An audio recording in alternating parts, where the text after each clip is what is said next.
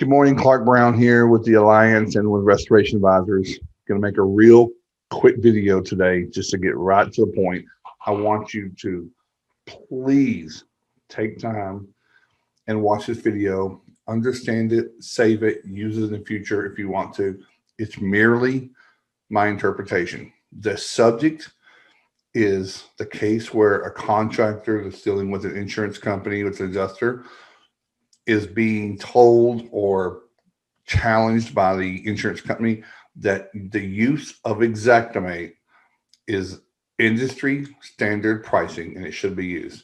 I want to show you some documentation and where I think that they probably understand and believe that to be true, but it's not. And I want to give you a little bit of ammunition so you can fight this in the future. So I'm going to silence my phone here and we'll just get started real quick. I'm going to do a screen share.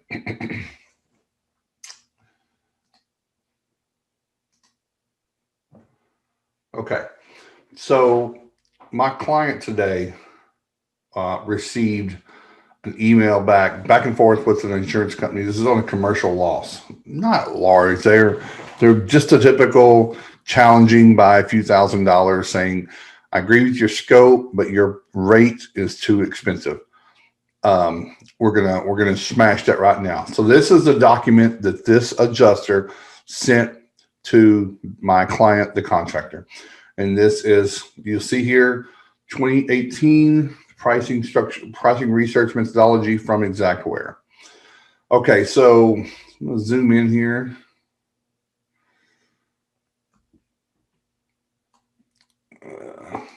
Almost screen share, I can't zoom in. Okay, so if you're reading here where I highlighted, this is the part where the adjuster is pointing out. This paper examines the history and makeup of Xactimate's pricing research and methodology, automated and manual procedures, and provides detail on processes that have been put in place to ensure that this data continues to be the industry standard. This paper focuses on structural pricing and methodology, information regarding research or property management, and please review the Xactware, blah, blah, blah. Okay, so that's the only section that this adjuster, claims management professional, not sure if this person is a real adjuster or if they're just a desk adjuster. So this is the only part of this that they're addressing. So I'm going to use this same white paper to dig into this topic. And I want you to use the same thing. I'll make this available to anyone that emails me. I'll tell you what, I'm gonna put my email address right here. It's gonna be Clark. Oh, that's super small. It's Clark at restorationadvisors.com. I'm going to also, if you want this document or anything that I'm showing you today, I'll send it to you. But you can look this up online. Just Google Xactware pricing research methodology. It's a PDF. You'll find it. You can download it. Boom, boom, boom. This is all very, very common knowledge. And it's not our fault that the insurance company does not know how to use this. It's either intentional or it's unintentional. I don't know which it is, but you cannot spend your time playing games with these people anymore. I can't express enough how you do not get to charge enough to deal with these people. They do this for a living, and this is all they have to do because their efforts will lower the cost of your invoice. It's not going up, it's only going to go down.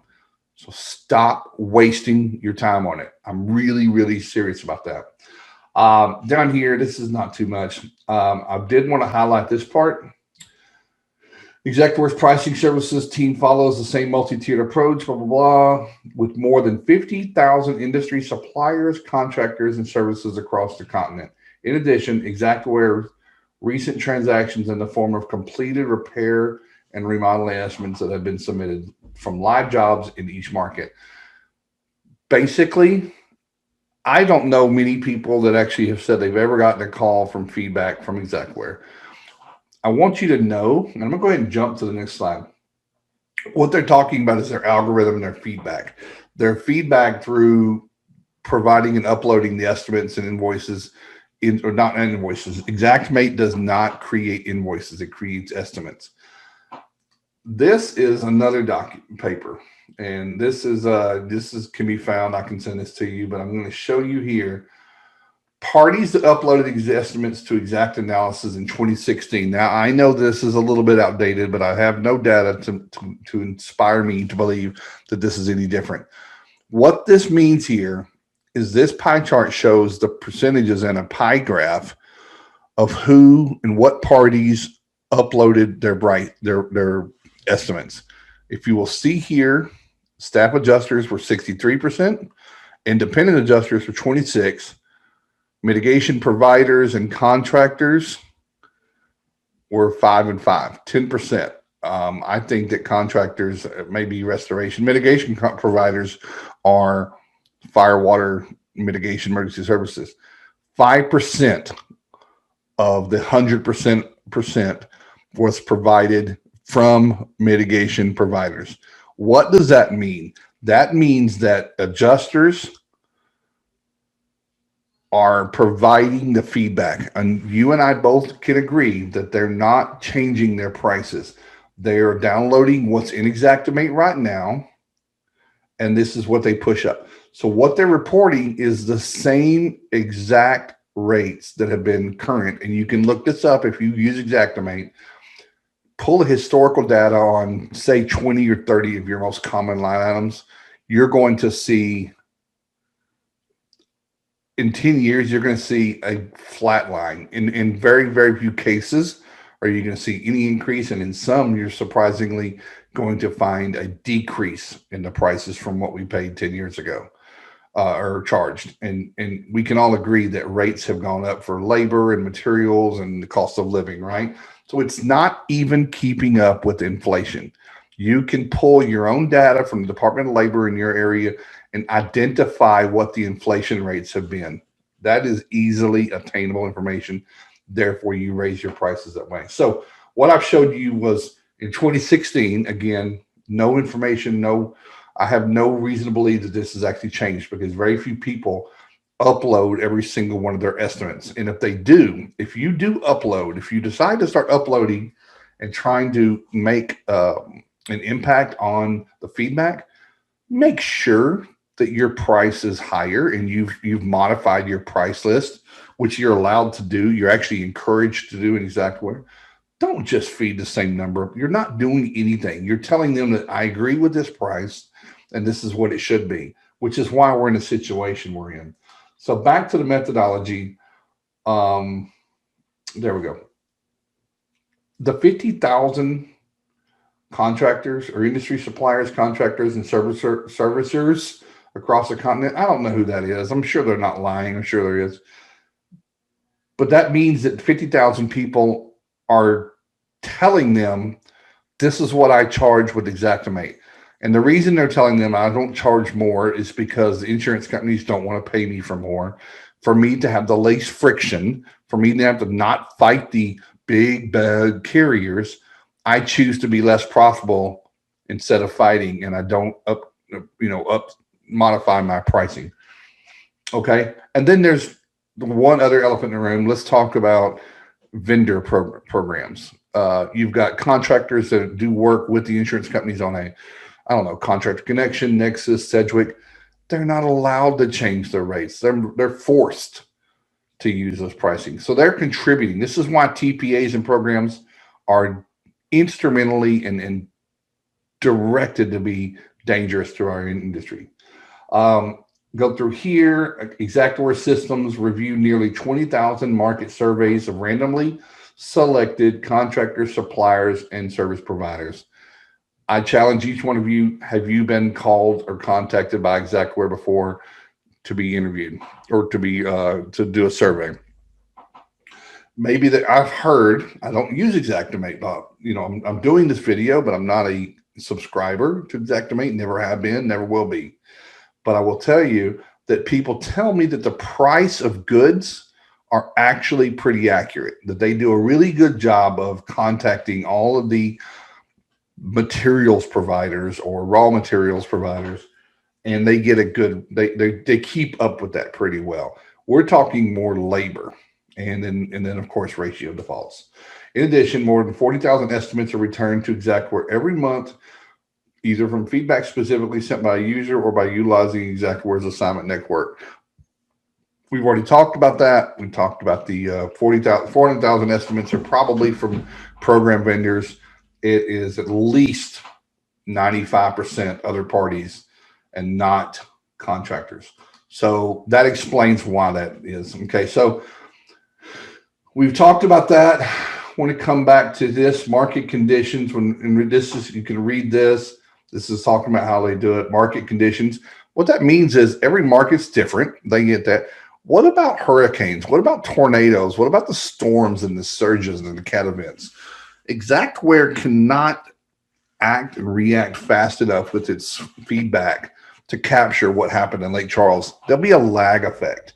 You're writing Xactimates for work that you did, and then 2 months from now, their pricing may reflect some variance, but it doesn't. So that's why you have to use this tool, Xactware, as just that. It is a tool. It's like Excel. You have to modify it.